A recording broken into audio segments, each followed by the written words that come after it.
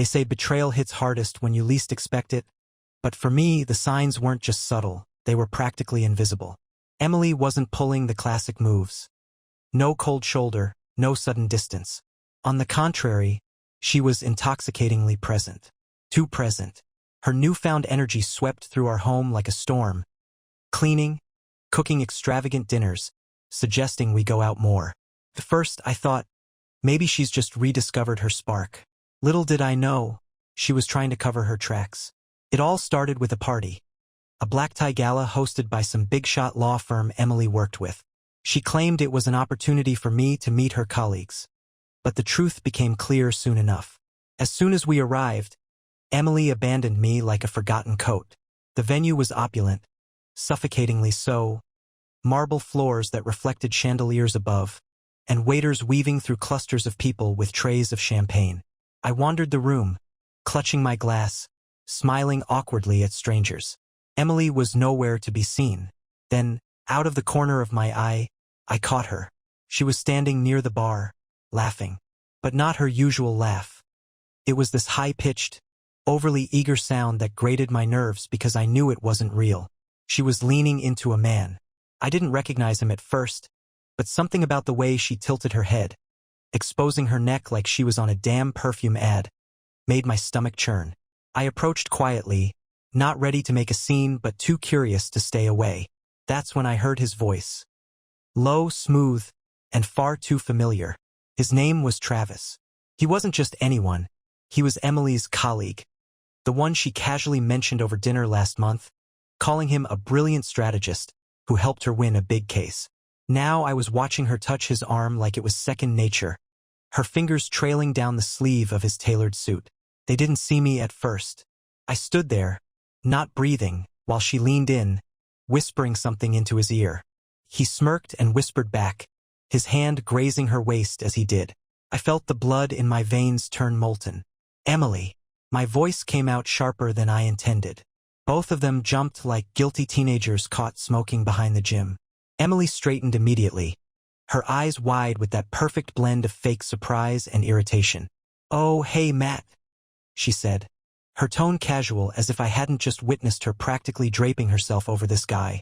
"Travis, this is my husband." She gestured towards me with a forced smile, like she was presenting a client she didn't particularly like.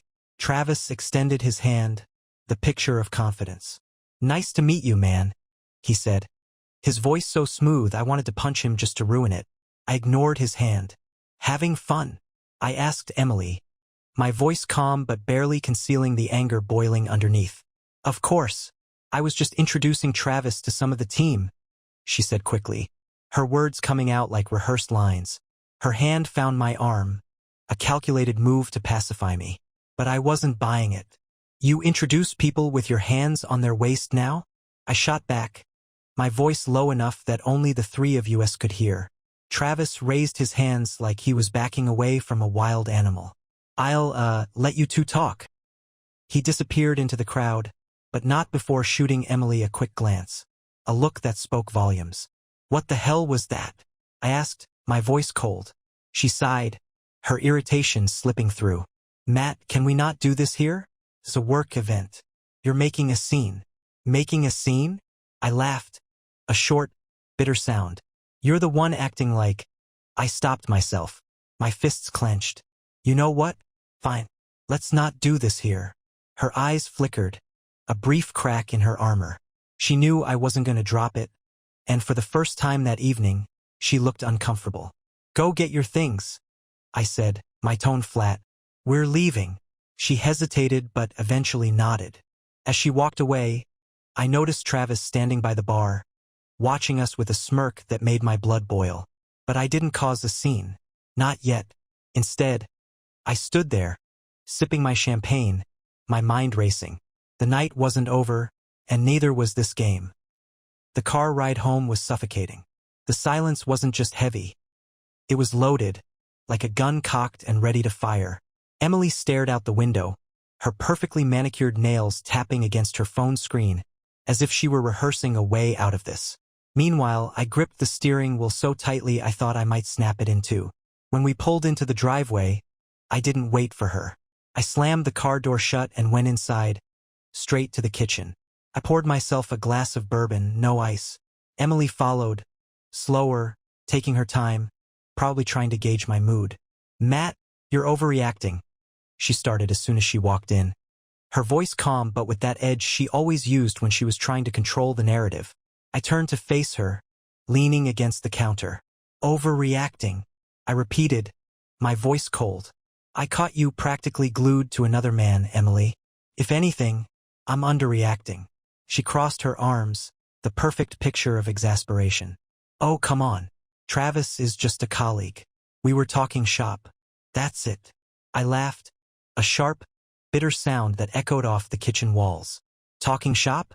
You were touching his arm like you were auditioning for The Bachelor. Do you think I'm blind? Or just stupid?" Her face hardened. "I can't believe you're making this into something it's not. I was networking. That's what people do at these events." I took a slow sip of my bourbon, my eyes locked on hers. "Networking doesn't involve whispering into someone's ear or brushing up against them like that. And it sure as hell doesn't involve the looks you two were exchanging." Her jaw tightened. For a moment I thought she might actually come clean. Instead, she sighed dramatically, her hand coming up to rub her temples. "You're being paranoid, Matt. You always get like this when you're stressed." There it was, gaslighting, her favorite trick. She was flipping the script, trying to make me the irrational one. But not this time. "Don't," I said, my voice low and steady. "Don't you dare turn this around on me. I know what I saw." She hesitated, just for a second. But it was enough. I saw the guilt flash in her eyes before she buried it under her usual bravado. "Fine," she said, throwing her hands up. "Believe whatever you want. Clearly, nothing I say is going to convince you." I didn't respond. Instead, I pulled out my phone and opened the gallery. I'd snapped a photo at the party when they weren't looking. It was blurry, but unmistakable. Emily leaning into Travis, her hand on his chest. I held the phone out to her. "Explain this," I said, my voice barely above a whisper. Her face went pale. For the first time that night, she was speechless. But then, like a true performer, she recovered quickly. "You're seriously stalking me now? Taking pictures like some jealous creep?" I shook my head, laughing bitterly. "That's your defense? Not an apology, not an explanation, just deflecting and blaming me? Unbelievable." Her expression twisted into something ugly, defensive, angry, desperate. "Do you even hear yourself? You're acting insane. You're blowing this way out of proportion. Nothing happened." "Nothing happened?" I barked. My voice rose, filling the room. "Do you honestly expect me to believe that? You weren't just flirting with him, Emily. You were practically throwing yourself at him." She slammed her hand down on the counter. "Fine," she snapped, her voice shaking. "I was flirting, okay? Happy now? Is that what you wanted to hear?" The words hung in the air like smoke. For a moment, the room was silent except for the faint hum of the refrigerator.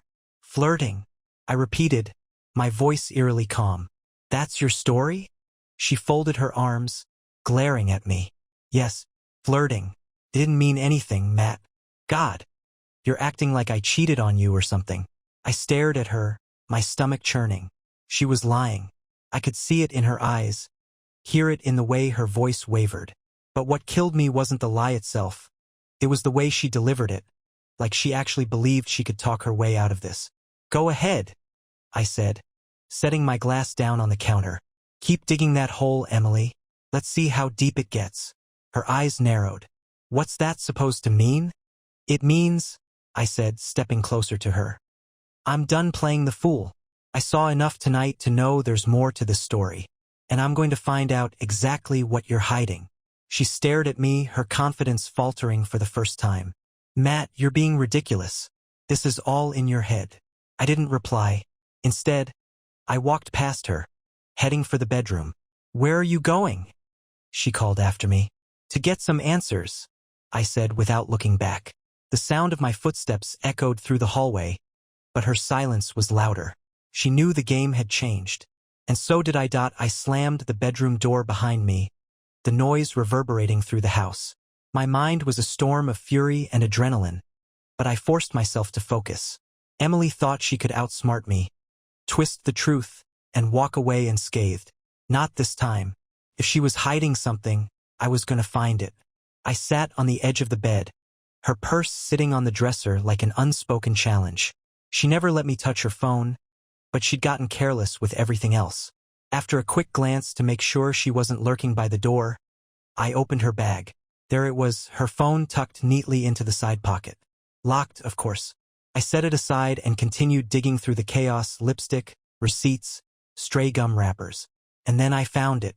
A small, crumpled piece of paper with an address scrawled across it in Travis's unmistakably neat handwriting. Beneath the address was today's date and the time, 5 p.m. I stared at it, my pulse quickening. The gala had started at 7 p.m., so they'd met before the party. I crushed the paper in my hand, anger flaring hot in my chest. This wasn't just casual flirting. There was something deliberate about this, a plan. I shoved the note into my pocket, grabbed her phone, and walked out of the bedroom. Emily was waiting in the living room, perched on the edge of the couch with her arms crossed.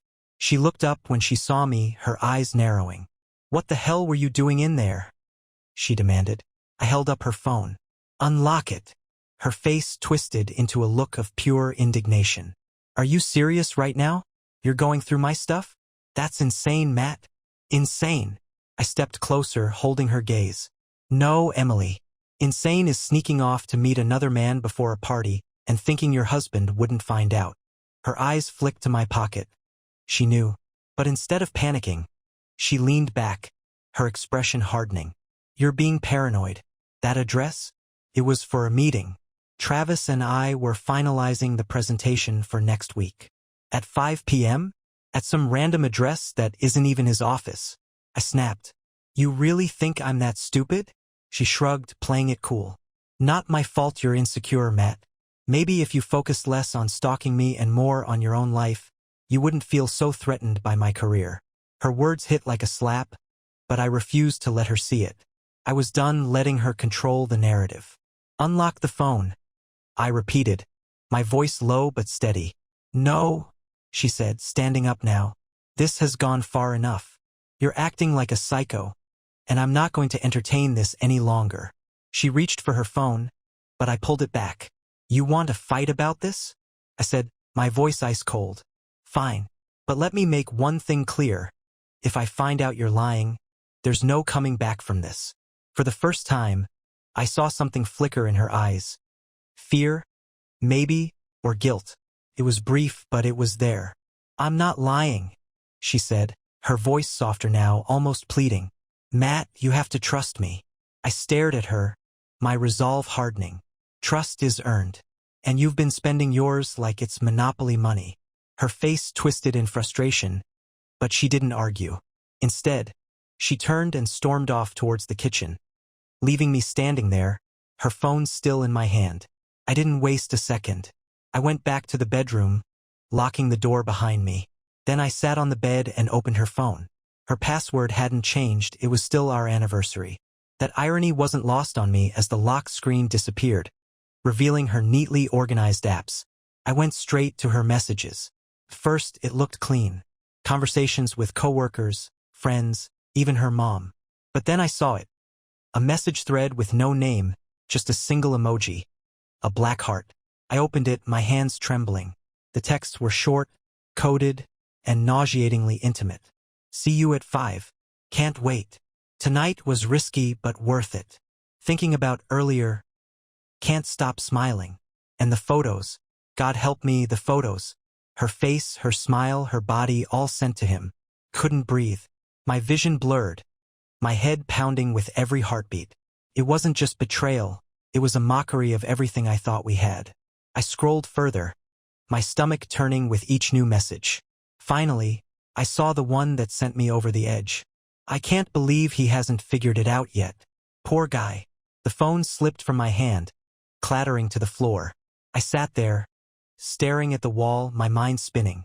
She wasn't just lying to me. She was laughing at me, mocking me, and now I wasn't just angry. I was ready to burn her entire charade to the ground. That I sat in silence for what felt like hours, though it couldn't have been more than a few minutes. The room was spinning, the messages playing on a loop in my mind like a broken record. I can't believe he hasn't figured it out yet. Poor guy. Those words hit me harder than any punch ever could.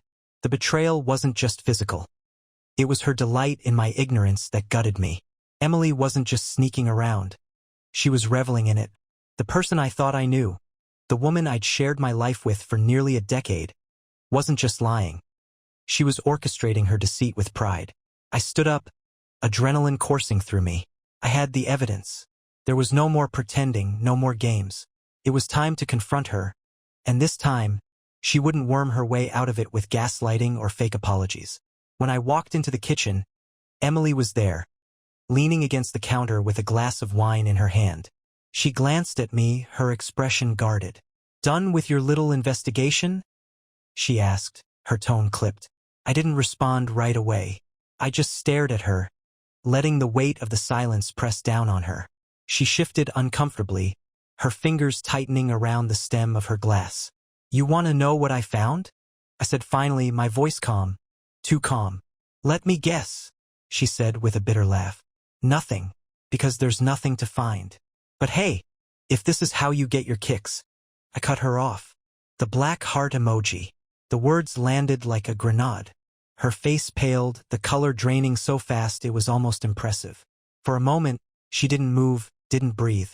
Then she set the glass down, carefully, deliberately, as if she needed something to do with her hands. "I don't know what you're talking about," she said, her voice shaking ever so slightly.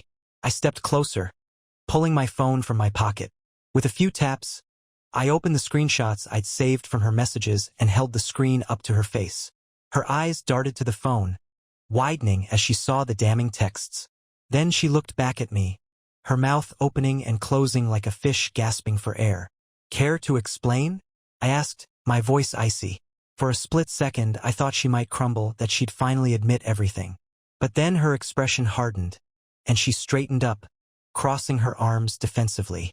"Were you seriously snooping through my phone?" she snapped. "Do you even hear yourself, Matt? This is crazy. You're invading my privacy.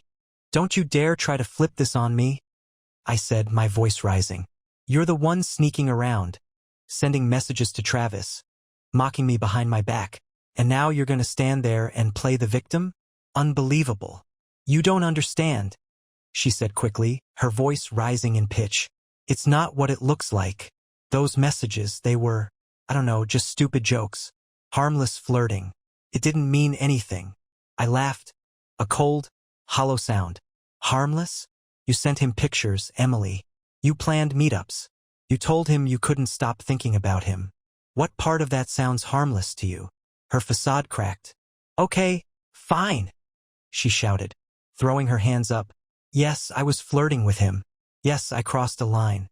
But I never slept with him, Matt. I swear. It was just texting. That's all." I stared at her, my stomach churning with disgust. "You expect me to believe that? After everything I just saw? You've been lying to my face for who knows how long, and now I'm supposed to trust you."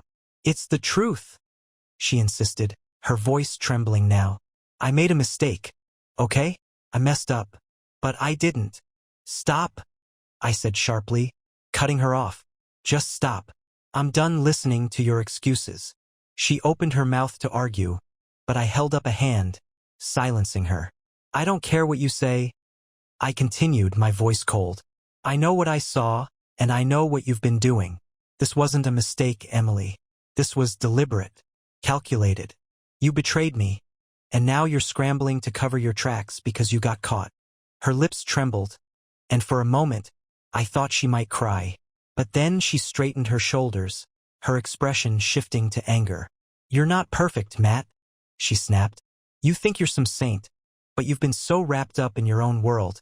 You didn't even notice I was unhappy. Maybe if you'd been a better husband, this wouldn't have happened." The sheer audacity of her words left me speechless. My hands clenched into fists at my sides, my entire body trembling with rage. "You're really going to stand there and blame me for your affair?" I asked, my voice barely above a whisper. "You cheat on me, lie to me, mock me, and now it's my fault? Unbelievable." She didn't respond. Instead, she grabbed her wine glass, downed the rest of it in one gulp, and stormed past me, heading for the stairs. "I'm done talking about this," she said over her shoulder. "You can sit here and stew in your paranoia all night if you want, but I'm not doing this anymore." As I watched her disappear upstairs, my hands shaking with barely contained fury, I realized something. This wasn't a fight. This was war, and she'd just made her first critical mistake. She thought she could walk away, brush this under the rug, and carry on like nothing had happened. But she didn't know the storm she'd just unleashed, because I wasn't going to let this go. Not until every lie she told, every secret she'd kept, came crashing down around her. I stayed in the kitchen long after Emily stormed upstairs, her footsteps echoing above me like gunshots in the silence. My mind was racing, a chaotic symphony of anger, betrayal, and cold calculation. She thought this was over. She thought she could slam the door on this conversation and wake up tomorrow like nothing happened. But I wasn't about to let her win this game. Her mockery was burned into my brain. "I can't believe he hasn't figured it out yet. Poor guy." Those words weren't just an insult. They were a challenge. And I wasn't going to sit there and lick my wounds while she laughed behind my back. I grabbed her phone again, my fingers moving quickly. The black heart contact had to be Travis, but I needed more proof. I went straight to her email. At first, it seemed clean, generic work messages, spam from clothing brands, confirmations for grocery deliveries. Then I found it. A single email from a burner account, buried under a pile of receipts and newsletters. No subject line, just a string of numbers for the sender's address. My heart pounded as I opened it. "Everything's ready. He'll never know. Can't wait to see you this weekend, T." A second later, a forwarded hotel reservation loaded on the screen. The name on the booking was Emily Summers, and the check-in date was tomorrow. My blood ran cold. They weren't just texting. They weren't just flirting. She'd booked a hotel room, and worse, she hadn't even bothered to hide it. Was she that confident I wouldn't catch her? Or did she just not care? I closed the email, forcing myself to take slow, deep breaths. This wasn't just some fling. This was premeditated. Every lie she told, every fake smile she'd flashed, it all pointed to this moment. But if she thought she could waltz out of here tomorrow, spend the weekend with him, and come back to play happy wife, she had no idea what I was capable of. I wasn't just going to confront her. I was going to catch her. The next morning, Emily was unusually chipper. She flitted around the kitchen, humming as she poured herself coffee and scrolled through her phone. Her nonchalance was like a dagger twisting in my chest. "I'm heading out for a bit," she said casually, not even glancing at me. "Errands, you know. Might take a while." "Errands," I repeated, sipping my own coffee. "Anything exciting?" She shrugged. "Just the usual. Groceries, dry cleaning. Nothing thrilling." I nodded, my face a mask of indifference. "Need any help?" Her hand froze for half a second before she quickly shook her head. "No, I've got it. Thanks, though." She left not long after, her heels clicking against the hardwood floor as she grabbed her purse and coat. "See you tonight," she called out, her voice sugary sweet. "Can't wait," I replied, forcing a smile. The second the door closed behind her, I sprang into action. I pulled out my phone, opening the GPS tracker app I'd installed on her car months ago. At the time, I thought I was being paranoid, but now it felt like the smartest decision I'd ever made. Her location pinged on the map, a slow-moving dot heading toward the edge of town.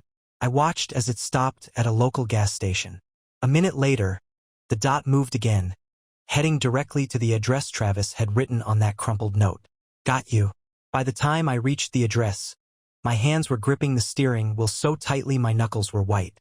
It was a nondescript apartment building, one of those upscale complexes with secure entry and glossy landscaping. Her car was parked in the lot right next to his.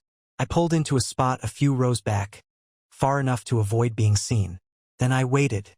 It didn't take long. 15 minutes later, they walked out together. Emily was smiling, her laugh carrying across the lot as Travis leaned in close, saying something I couldn't hear.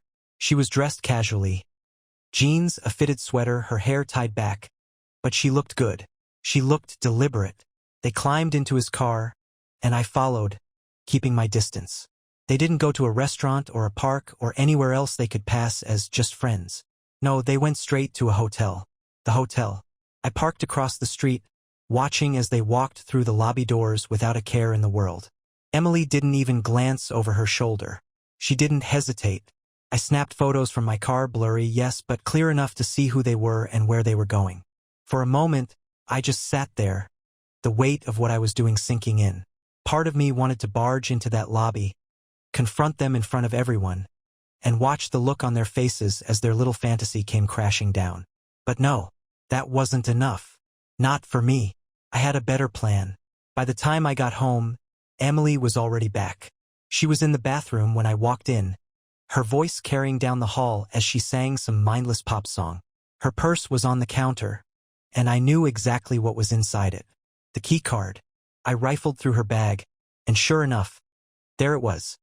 A sleek plastic card with the hotel's logo printed across the front. My stomach turned as I stared at it, imagining her using it to sneak into some room with Travis. Their little secret world just beyond that door. But this key, it wasn't going to stay their secret for long. I put it back exactly where I found it and closed her purse. Then I went upstairs, my face calm, my voice steady as I called out to her. "How were your errands?" "Good," she called back, her voice chipper. "Anything interesting?" I asked, forcing a smile as she stepped out of the bathroom, her hair damp from the shower. "Not really," she said, drying her hair with a towel. "Why?" "No reason," I replied, leaning against the doorway. "Just curious." She smiled at me, that same fake smile she'd been using for weeks. And for the first time, I smiled back, because tomorrow I was going to use her lies against her. The next day, Emily's routine was unsettlingly normal. She woke up early, made herself a smoothie, and gave me her usual kiss on the cheek before heading out. The casualness of it all made my stomach churn. How easily she could act like nothing was wrong, like she wasn't about to spend the day wrapped up in another man's world. "I'll probably be back late," she said, adjusting her scarf by the door. "Work's been crazy, and I have a lot to catch up on." Her lies were so smooth they could have been scripted. I nodded, hiding the disgust bubbling inside me. "Take your time," I said, my tone light. She smiled. "Thanks for being so understanding." I followed her to the door, watching as she got into her car and drove off. The moment she was out of sight, I grabbed my own keys. Today, I wasn't going to sit around waiting. Today, I was going to destroy her lies. The drive to the hotel was quiet, my thoughts laser-focused. I'd memorized the details from her reservation, the room number, the check-in time. She thought she was clever, but she'd left too many breadcrumbs for me to follow. I arrived just as her car pulled into the lot. I parked discreetly a few rows back and watched as she climbed out, her demeanor relaxed, even happy. She wasn't meeting Travis out of guilt or desperation. This was excitement. The sight of her walking toward the lobby made my blood boil, but I forced myself to stay calm. Storming in without a plan wouldn't get me what I wanted. I waited for a few minutes before stepping inside. The lobby was sleek and modern, filled with travelers coming and going. I approached the front desk, my expression neutral. "Hi," I said to the clerk, sliding my phone across the counter with the reservation email pulled up. "I think my wife accidentally took my key card for our room. Could I get a replacement?" The clerk barely looked at me as they tapped at the keyboard. "What's the name on the reservation?" "Emily Summers." "And can I see your ID?" I handed it over, my heartbeat pounding in my ears. They matched the name to the reservation, handed me a shiny new key card, and smiled. "Here you go. Let us know if you need anything else." "Thanks," I said, slipping the card into my pocket. I walked toward the elevators, my steps deliberate. Every nerve in my body was alight, my hands shaking as I pressed the button for the 4th floor. The hallway was eerily quiet as I approached room 427. My grip tightened around the key card, my mind racing with images of what I might find behind the door. But I wasn't backing down. Not now. I slid the card into the reader, and the lock clicked open. Inside, the room was dimly lit, the curtains drawn against the afternoon sun. The air smelled faintly of cologne and something floral, Emily's perfume. And there they were.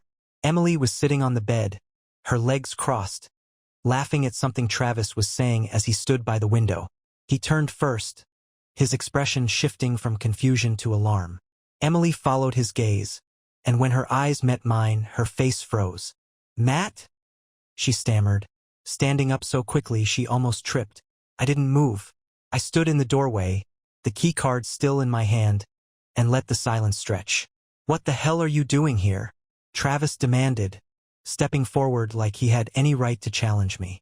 I ignored him, my eyes locked on Emily. "You have 2 seconds to explain this," I said, my voice calm but laced with venom. "It's not what it looks like," Emily blurted, her hands flying up as if to block my accusations. I laughed bitterly. "That's the best you've got? After everything? It's not what it looks like?" "Matt, please," she said, her voice trembling. "I can explain." "Explain," I barked, cutting her off. "You've been lying to me for weeks, sneaking around behind my back, and now you want to explain?" Travis stepped forward again, his hands raised like he was defusing a bomb. "Look, man, I don't want any trouble." I turned to him, my voice sharp. "Shut your mouth. You've caused enough trouble as it is." He froze, clearly not expecting me to bite back. "Matt," Emily said, her voice breaking. Save it," I snapped, holding up my phone. I opened the gallery and tossed it onto the bed, the screenshots of her texts and photos lighting up the screen. "I know everything, Emily. Every disgusting, pathetic detail." Her face crumpled, tears spilling down her cheeks. "It's not what you think. It's exactly what I think," I shouted, my composure snapping. "You planned this. You lied to my face, mocked me behind my back. And for what? For him." I pointed at Travis, who looked like he wanted to disappear. She tried to step closer, but I held up a hand to stop her. "Don't touch me, Matt, please," she whispered, her voice cracking. "I didn't mean for this to happen. It was a mistake. A mistake," I said, my voice dripping with disbelief. "This isn't a mistake, Emily. It's a choice. You chose this. You chose him over our marriage, over me." For the first time, her mask slipped completely. She didn't deny it. She didn't try to spin the story. She just stood there, shaking, her tears falling silently. I looked at Travis one last time, my disgust palpable. "You can have her," I said, my voice low. "She's your problem now." Then I turned and walked out, the door slamming shut behind me. As I stepped into the elevator, the weight of everything hit me at once. My chest felt hollow, my throat tight. But one thought kept me steady, grounding me in the chaos. This wasn't the end. It was just the beginning of her reckoning. The drive home was surreal, like I was stuck in some twisted dream. My hands gripped the steering wheel so tightly they ached, but my mind was elsewhere, spinning with a cocktail of anger, betrayal, and, somewhere, buried deep grief. Emily's face was burned into my memory. The tears, the excuses, the sheer gall of her standing there with Travis and trying to talk her way out of it. By the time I pulled into the driveway, my anger had calcified into something colder, sharper. I wasn't going to wallow in misery, not for her. No, if Emily wanted to tear our marriage apart, she was going to feel every piece of it crumble around her. Inside, the house was too quiet, its stillness mocking me. I walked through the living room, the remnants of our life together staring back at me. The wedding photos on the mantel, the throw blanket she always wrapped herself in during movie nights. It all felt fake now, like props in a play I'd been forced to watch. I grabbed a duffel bag from the closet and started packing. Not for me, oh no. I wasn't the one leaving. This was her mess, and she was going to clean it up. I threw her clothes into the bag haphazardly, not caring what I grabbed. Dresses, shoes, random tops, it didn't matter. I wasn't trying to be neat. The chaotic pile of fabric spilling out of the bag mirrored my thoughts perfectly. Halfway through, I noticed her laptop sitting on the desk. I hesitated for a moment, then opened it. Her passwords were all the same, lazy, predictable. Took me less than a minute to unlock it. Her email was already open, and what I found sent a fresh wave of rage crashing through me. More messages, more plans. It wasn't just Travis. There were emails to other colleagues, invitations to happy hours, playful banter with flirty undertones. She was casting a wide net, like she needed constant validation to keep herself afloat. I felt sick. This wasn't just one affair. It was a pattern, a lifestyle. I forwarded everything to myself, every damning piece of evidence. When the last email was sent, I slammed the laptop shut and added it to the duffel bag. It was dark when she came home. I was sitting on the couch, her packed bag next to me, the screenshots from her texts and emails printed out and spread across the coffee table. The door creaked open, and I heard her heels click against the floor. "Hey!" she called, her voice cautious. "In here," I said, my tone flat. She appeared in the doorway, her face instantly falling when she saw me sitting there with all the evidence laid out like a crime scene. "Matt, what?" "Sit down," I interrupted, my voice cold and firm. She hesitated, then sat across from me, her hands twisting nervously in her lap. "I'm done playing games," I said, leaning forward. "No more excuses. No more lies. I know everything, Emily. Everything." She opened her mouth to speak, but I held up a hand to stop her. "I don't want your apologies. I don't want your tears. What I want is the truth." She hesitated, her eyes darting to the papers on the table. I don't know what to say," she stammered. "Try starting with the truth," I said, my voice razor-sharp. She sighed, her shoulders slumping. "Okay, fine," she said quietly. "I was unhappy. Things haven't been the same between us for a while, Matt. You've been distant, and I needed something to fill that void."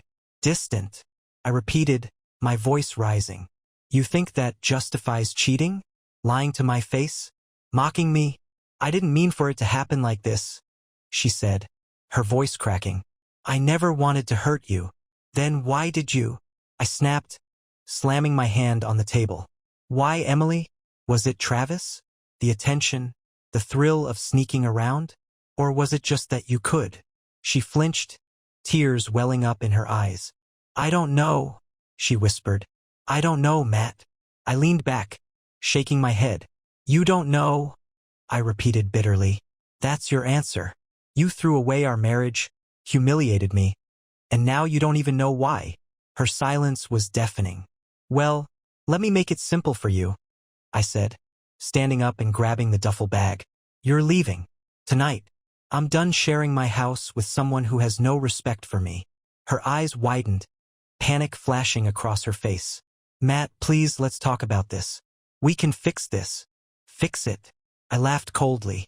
"You don't fix something by setting it on fire, Emily. You destroyed this. Not me. You." I shoved the bag into her arms. "Take your things and go. You can stay with Travis or one of your other little playthings. I don't care." Tears streamed down her face as she clutched the bag. "Matt, please," she begged. "I made a mistake, but I love you. I still love you." "Love," I spat, my voice shaking with fury. "You don't know the first thing about love. If you did, you wouldn't have done this." Her lip trembled, but she didn't argue. She knew it was over. "Get out," I said, my voice breaking. "And don't come back." She stood there for a moment, as if hoping I'd change my mind. When I didn't, she turned and walked out, the door clicking shut behind her. I stood there for a long time, staring at the empty space where she'd been. The house felt quiet again, but this time, the stillness didn't mock me. It felt like the start of something new. She was gone, but her reckoning wasn't over. Not yet. When the door closed behind Emily, the silence felt like a victory and a wound all at once. My heart was pounding, my mind buzzing with the adrenaline of what I'd just done. She was gone, out of the house, but that wasn't enough. Not yet. Emily had shattered our life, mocked my trust, and dragged my dignity through the dirt. She thought this was the worst of it? No, I was just getting started. I went back to the coffee table, staring at the scattered evidence. The screenshots, the forwarded emails, and the hotel photos I'd taken of her and Travis walking into that room together. I wasn't going to let her walk away unscathed. Not after everything. This wasn't about revenge for the sake of revenge. It was about accountability. If she wanted to act like none of this mattered, I was going to make sure it mattered. The first thing I did was text my lawyer. I'd been keeping them on standby since the night I found the texts. And now it was time to pull the trigger. Me, it's time. File for divorce. I want the paperwork drafted by tomorrow. The reply came almost immediately. Lawyer. Understood. Let's set a meeting for the morning to go over details. I stared at the phone, the reality of those words settling over me. Divorce. It sounded so clinical, so detached, compared to the raw devastation I felt. But it was the only way forward now. Next, I emailed my HR department. I needed a day off, no, a week off. I couldn't show up to work pretending everything was normal while this mess unfolded. Once that was handled, I opened my social media apps. Emily and I shared a polished digital life, full of happy vacation photos and anniversary posts that now felt like cruel jokes. I deleted all of it. Every photo of us together, every caption declaring my love for her, every trace of the life we'd built. It was all wiped clean. Then I changed my relationship status to separated. I didn't add details or a rant. I wasn't going to air my dirty laundry for sympathy. But I knew Emily would see it, and so would her friends, family, and coworkers. The message was subtle but clear. The facade was over. The next step was more satisfying. I drafted a carefully worded email to Travis's boss. Subject: Conduct concerns regarding employee Travis Peterson. Dear Mr. Lang, I hope this email finds you well. I regret to inform you of a situation involving one of your employees, Travis Peterson. Over the past several weeks, Mr. Peterson has engaged in inappropriate and unprofessional behavior with my wife, Emily Summers, who is a collaborator on several of your firm's projects. Attached are screenshots and photographic evidence of their interactions, including during work hours and at a professional event. I believe this conduct reflects poorly on your company's values and professionalism. While this is a deeply personal matter, I feel obligated to inform you, as it could have implications for your firm's reputation. Sincerely, Matthew Summers. I attached every incriminating screenshot and photo I had of him and Emily. I wasn't sure how his boss would react, but I didn't care. Travis had been an active participant in destroying my marriage, and now he was going to deal with the fallout. Finally, I turned my attention to Emily's world. I knew her well enough to know her career was her crown jewel. She'd worked hard to build her reputation as a dedicated, professional attorney. But the emails I'd found told a different story. A woman who blurred lines, prioritized personal thrills over professionalism, and lied to everyone around her. I wasn't going to send her boss anything. Yet, I wasn't interested in ruining her career outright, not unless she pushed me further. But I did draft an anonymous email to her firm's HR department, outlining my concerns about an employee's unprofessional relationship with a client. It wasn't malicious. It was leverage. Insurance. If Emily decided to fight me in the divorce or try to take more than her fair share, I'd make sure her lies didn't stop at me. By the time I finished, it was late. The house was dark. The glow of my laptop the only light in the room. My exhaustion was bone deep, but I couldn't stop. Not yet. I opened my phone one last time and scrolled through my contacts. Emily's parents. We'd always been close. Her mom adored me, and her dad respected me. But they didn't know this side of her, the side that had unraveled everything we'd built. After a moment's hesitation, I dialed her mother's number. It rang twice before she picked up. "Matt," she said warmly. "It's so nice to hear from you. How are you?" I swallowed hard, my throat dry. "Hi, Carol. I need to talk to you. It's important." Her tone shifted immediately, concern lacing her words. "What's wrong? Is everything okay?" I hesitated, the words catching in my throat. But then I remembered Emily's mocking texts, her laughter with Travis, the way she tried to blame me for her betrayal. "No," I said finally. "Everything's not okay. Emily and we're separating. She's been unfaithful." The silence on the other end was heavy.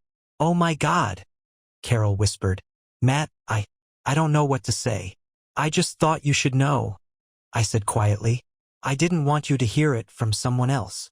"Thank you for telling me," she said, her voice thick with emotion. "I'm so sorry, Matt. You don't deserve this." I nodded, even though she couldn't see me. "Thanks, Carol. I appreciate it." After we hung up, I sat there for a long time, staring at the phone in my hand. I didn't know what Emily's family would say to her when they found out, but I wasn't interested in protecting her from the consequences of her actions. This wasn't about revenge anymore. It was about justice, and justice had just begun. The next morning, I woke to the buzzing of my phone. Notifications poured in like a flood: emails, texts, and messages on social media. I wasn't surprised. After the subtle updates I'd made online and the calls I'd initiated, it was only a matter of time before the ripple effects hit. I scrolled through the texts. Carol, Emily's mom. Matt, I spoke to Emily last night. She came over late, and I could barely get a word out of her. She was crying. I told her what she did was unforgivable. I want you to know we're on your side. Please let us know if you need anything. Her mom's loyalty stung in a strange way. This wasn't just my loss, it was theirs too. Emily's actions had fractured more than just our marriage. I moved on to the next messages. My lawyer. Papers are drafted. Bring everything you want included to the meeting today at 3 p.m. Let's get this done. Good. The sooner this was official, the better. Then there was a string of missed calls from an unfamiliar number. Curious, I played one of the voicemails. Hi, Mr. Summers. This is Alan Lang from Peterson & Company. I received your email yesterday regarding Travis Peterson. We'd like to discuss this matter further. Please call me back at your earliest convenience. I grinned, the first real smile I'd managed in days. The fallout had begun. At exactly 3 p.m., I sat across from my lawyer in a sleek, sunlit office. The paperwork in front of me was crisp, clinical, and final. Once you sign here, my lawyer explained, tapping the document, we'll file immediately. The court will serve Emily within 48 hours. I picked up the pen and hovered over the signature line, hesitating for just a second. This was it, the end of everything we'd built together. But it wasn't my fault, it was hers. With a steady hand, I signed. My lawyer nodded approvingly. And about the evidence you sent over, do you want to include that in the filing? Yes, I said firmly. All of it. Let the judge see exactly who she is. And the house. She's not getting it, I said. She walked out on this marriage. She doesn't get to take my home. When I got home, Emily's car was in the driveway. For a second, I considered turning around, letting her stew alone. But I was done hiding. I walked in, my footsteps deliberate. She was sitting in the living room, her duffel bag at her feet. She looked up when I entered, her face a mess of red eyes and smeared mascara. Matt, she started, her voice weak. I didn't let her finish. I filed, I said, tossing a copy of the papers onto the coffee table. You'll be served by the end of the week. Her eyes widened as she reached for the papers, her hands trembling. You're serious? Dead serious. Tears filled her eyes again, spilling down her cheeks. Matt, please, we can fix this. I'll do anything. Therapy, counseling, whatever it takes. I made a mistake. You didn't make a mistake. I interrupted, my voice sharp. You made a series of decisions. Calculated, deliberate decisions to lie, cheat, and betray me. And now you want to act like this can just be undone? Can't, Emily. It's over. She broke down, her sobs filling the room. Once, I might have felt sorry for her, but now all I felt was a strange sense of detachment. This was the bed she'd made, and now she had to lie in it. I talked to your mom, I added, watching her reaction. Her head snapped up, panic flashing in her eyes. You what? She knows, I said flatly. Your whole family knows, and soon everyone else will too. Your work, your friends, they're gonna find out who you really are. Her face crumpled, but I didn't stop. Travis's boss knows too. I sent him everything. You can explain your mistake to him. See how far that gets you. You're ruining my life, she screamed. Standing up now, her fists clenched, I stepped closer, towering over her. No, Emily, you ruined your life. I'm just making sure everyone sees it for what it is. She stumbled back, tears streaming down her face, her anger collapsing into despair. I loved you, she whispered. No, I said, my voice quiet but firm. You loved yourself, and now you're on your own. The next few hours passed in a blur. Emily packed the rest of her things while I stayed in the kitchen, making it clear I wasn't going to help her. When she finally left, the house felt heavier than ever, the echoes of her presence lingering like a shadow. I knew this wasn't the end. There would be more conversations, more fallout, more mess to clean up. But for now, the hardest part was done. I poured myself a glass of bourbon and sat on the couch, staring at the space where our wedding photo used to hang. The life I'd known was gone, shattered by her betrayal. But as I sipped my drink, a strange sense of peace settled over me. This wasn't a defeat. It was a reset, and I was ready to rebuild without her. The house was finally quiet. Not the suffocating silence of waiting for the next lie, but a calm, empty stillness. Emily's scent no longer lingered in the air. Her voice no longer echoed off the walls, and her presence was no longer something I had to endure. I sat at the kitchen table, staring at the divorce papers I had signed just hours earlier. The weight of it all still pressed down on me, but the anger had subsided, leaving only a dull ache in its place. For 7 years, this house had been a home, a place of laughter, love, and shared dreams. Now it felt like a stage set after the play had ended, bare, meaningless, and hollow. I wasn't naive enough to think this was over. The fallout from Emily's choices would ripple for weeks, maybe months. I knew her well enough to know she wouldn't go quietly. There would be pleas, excuses, maybe even attempts to claw her way back into my life. But I also knew that I was done. No matter what she said, no matter what she did, there was no undoing the damage she'd caused. The first crack came the next morning. I was sitting on the couch, scrolling through emails, when my phone buzzed. It was a message from Carol, her mother. "Carol, Matt, I'm so sorry for everything. Emily called me this morning, hysterical. She's blaming you, saying you've ruined her life, but I told her she has no one to blame but herself. She needs to face the consequences of her actions. You deserve better." I sighed, rubbing my temple.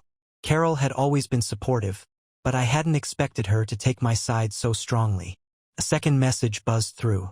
"Carol, by the way, her dad wants to talk to you. He's furious with her, but he also wants to make sure you're okay. Let me know if it's too soon." I typed a quick reply. "Me? Thank you, Carol.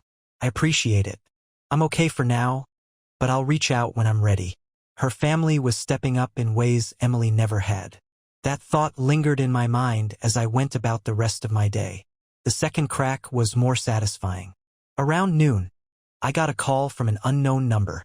I almost didn't answer, but curiosity got the better of me. "Hello, Mr. Summers. This is Alan Lang, managing partner at Peterson & Company." His tone was professional, clipped. I leaned back in my chair, smirking to myself.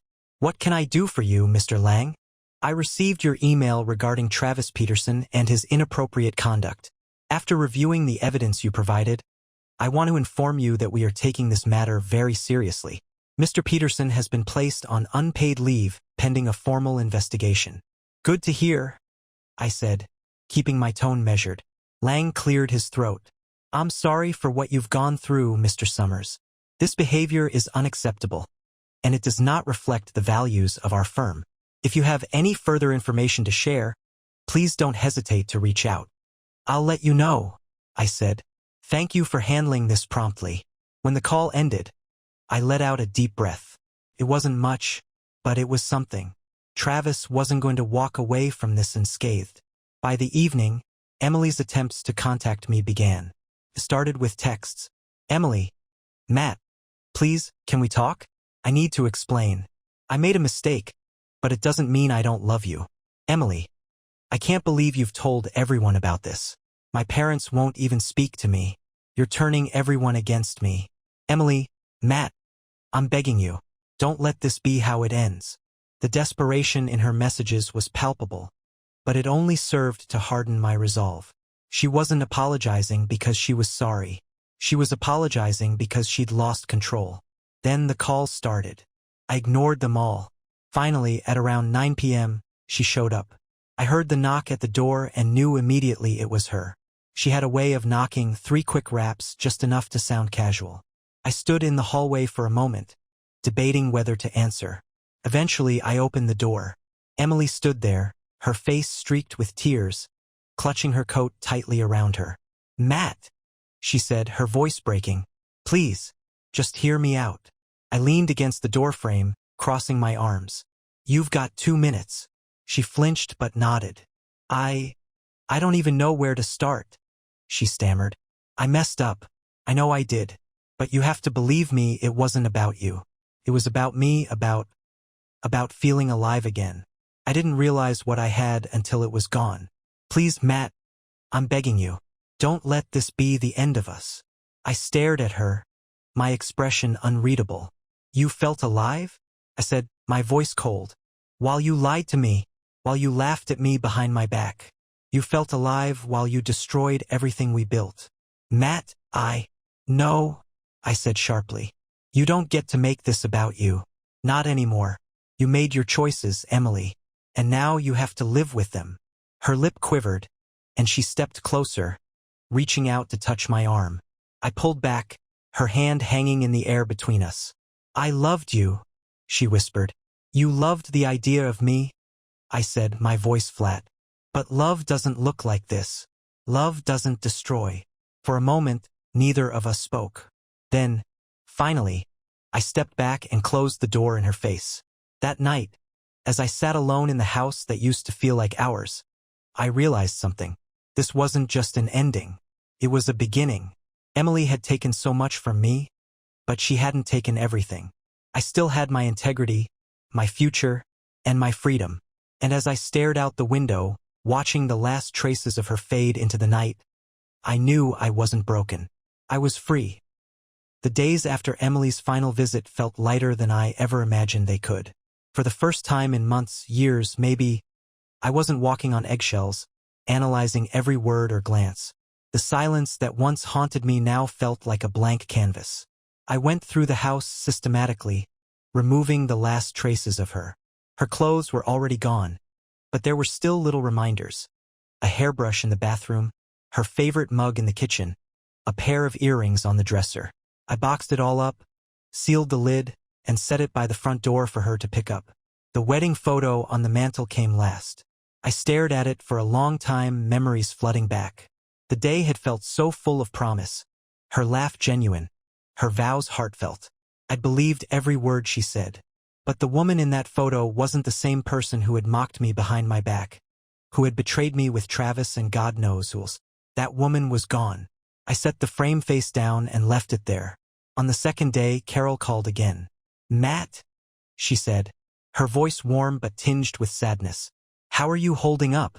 I'm fine, I said. And for the first time, I meant it. She hesitated before continuing.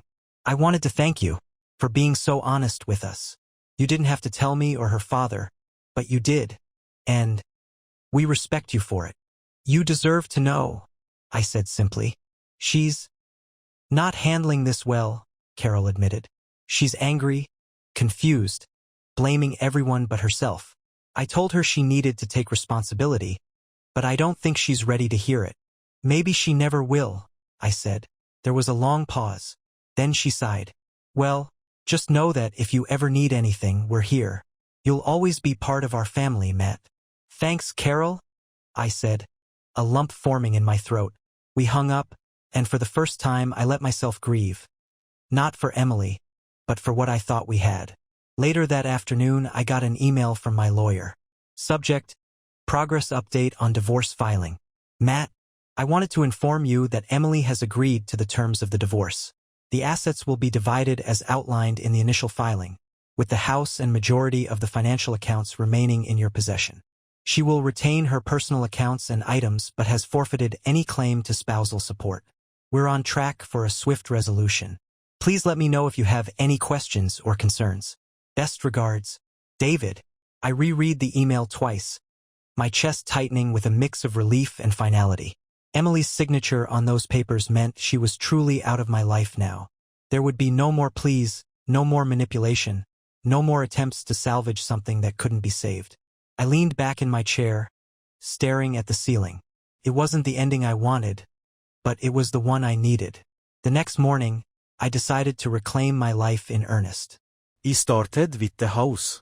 I rearranged the furniture, painted the walls, and replaced the decorations that screamed of her influence. I wanted the space to feel like mine again, not a reminder of what had been lost. I found an old box of photos tucked away in the attic. Pictures from my childhood, college, and early years before Emily. I spent hours going through them, reconnecting with the person I was before her. That night, I cooked myself a real meal, something I hadn't done in weeks. The scent of garlic and herbs filled the kitchen, a small but comforting reminder that life could be good again. By the end of the week, I realized something surprising. I wasn't just surviving, I was living. Emily's betrayal had been a wrecking ball, but it had also cleared the way for something new. I no longer felt tethered to the past, no longer haunted by the questions of what I could have done differently. The fault was hers, and I was finally free to move forward. On Saturday, I decided to take a step I'd been avoiding. I called my closest friends, people I'd distanced myself from during the chaos of the marriage. "Hey," I said awkwardly when Brian, my best friend from college, answered. "Matt?" he replied, surprised. "Man, it's been forever. What's up?" I hesitated, then dove in. "Emily and I are divorcing. Things got messy and I need to start fresh." I thought it was time to reconnect. There was a pause before Brian said, "Damn, man, I'm sorry to hear that, but I'm glad you called. Let's grab a drink and catch up." By the time the call ended, I felt a weight lift off my chest. I wasn't alone, and I didn't have to rebuild my life in isolation. The following week, as I sat in my newly rearranged living room, sipping coffee and watching the sunrise, I realized something. Emily had broken my trust, shattered my heart, and stolen years of my life. But she hadn't taken everything. I still had my integrity, my sense of self, and the ability to move forward. She had tried to tear me down, but in the end, all she'd done was show me my own strength. And for the first time in months, I smiled, a real, genuine smile. I was free. Weeks passed, and the chaos surrounding Emily's betrayal slowly faded into the background. The divorce papers were officially filed with the court, and the terms were clear. The house, the accounts, and my peace of mind were mine.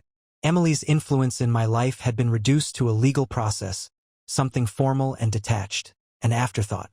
For the first time in years, I felt like I was truly in control of my life. One crisp Saturday morning, I decided to reclaim more than just my home and routine. I wanted to rediscover the parts of myself I'd buried in the monotony of a marriage that had been unraveling long before the betrayal came to light. I laced up an old pair of running shoes, grabbed my headphones, and headed out for a run. The air was cold, biting against my skin, but it woke me up in a way I hadn't felt in years.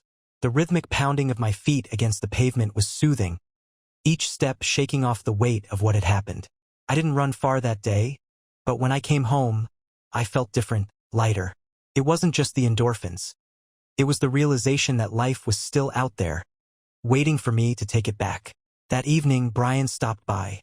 True to his word, he'd been making an effort to pull me out of my shell. "Let's hit a bar," he said, clapping me on the shoulder. "You need a night out, man." I hesitated, the thought of crowds and small talk making me want to crawl back under a blanket. But then I saw the look in his eyes. Not pity, but determination. Brian wasn't going to let me stay stuck in the past. "Fine," I said, grabbing my coat. "But if the music's terrible, I'm leaving." He laughed. "Deal." The bar was loud, filled with people who seemed oblivious to the kind of emotional wreckage I'd been dealing with. At first, I felt out of place, awkwardly nursing a beer while Brian chatted easily with a few people he knew. Then someone caught my eye. She was standing at the end of the bar, her dark hair tumbling over one shoulder as she laughed at something the bartender said. She wasn't overly dressed up, just a simple sweater and jeans, but there was something magnetic about her. Something real. "See something you like?" Brian teased, nudging me. I shook my head, embarrassed. "I'm not ready for that." "Not asking you to marry her, man," he said, grinning. "Just go say hi." Before I could argue, she turned, and her eyes met mine. There was a split second of hesitation. Then she smiled, warm, genuine, unguarded. Something in me shifted. Her name was Claire. We started talking, and to my surprise, it wasn't awkward. She asked about me, not in a prying way, but with genuine curiosity. She told me about her job as a graphic designer, her love for hiking, and how she'd recently adopted a rescue dog named Milo. I found myself laughing, something I hadn't done in weeks. At one point, she leaned in slightly, her expression curious. "You seem like you've been through something, but you're handling it well." I paused, surprised by her observation. "Yeah," I said finally. "It's been a rough year, but I'm figuring it out." "Well," she said with a smile, raising her glass, "here's to figuring it out." We clinked glasses, And for the first time in what felt like forever, I felt something I thought I'd lost. Hope. By the time I got home, the weight of the evening hit me in the best way. Meeting Claire wasn't a promise, not even a new chapter. It was just a moment. But it was a moment that reminded me life didn't stop with Emily's betrayal. It didn't have to be defined by it, either. The next morning, I woke up to the soft light of the sun streaming through the windows. I made myself a strong cup of coffee and sat at the kitchen table, staring out at the backyard. This house, once a battleground of lies and tension, now felt like a sanctuary. Every wall I'd painted, every piece of furniture I'd moved, every trace of Emily I'd erased. It was all a declaration. This was my space now, and this was my life now. As I sipped my coffee, my phone buzzed with a text from Brian. Brian, so, Claire seemed cool. You gonna see her again? I chuckled, shaking my head. I typed back, maybe, one step at a time. And that was exactly what I planned to do. Take it one step at a time. Rebuild, rediscover, reclaim. Emily's betrayal had been a storm, tearing through everything I thought I knew. But now, in the calm that followed, I realized something. The pieces that remained were mine. And from them, I could build something stronger, something better, something entirely my own. For the first time in a long time, I wasn't just surviving. I was living.